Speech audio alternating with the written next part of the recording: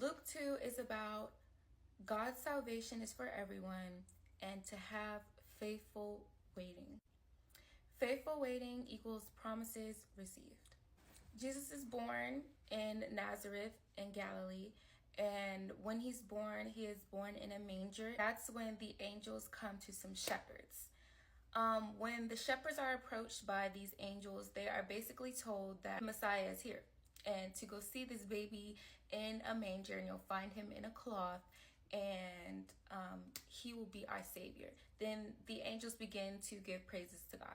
After the shepherds had an encounter with Jesus, they began proclaiming to everyone and becoming evangelists. So now they're spreading the word.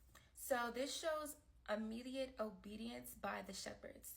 And the shepherds represent, when I say salvation is for everyone, it represents because shepherds in that time were the lowest class. So that represents that salvation is for everyone.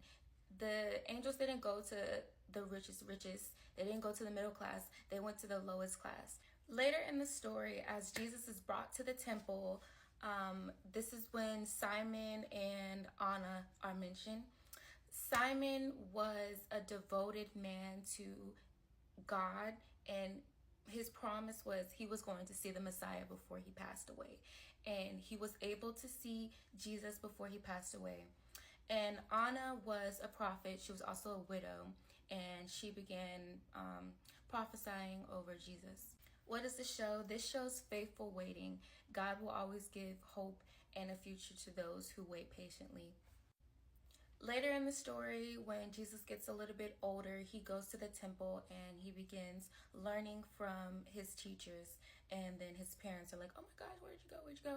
And then he's just like, you should have known that I was in the temple. But then he begins to be obedient to his parents.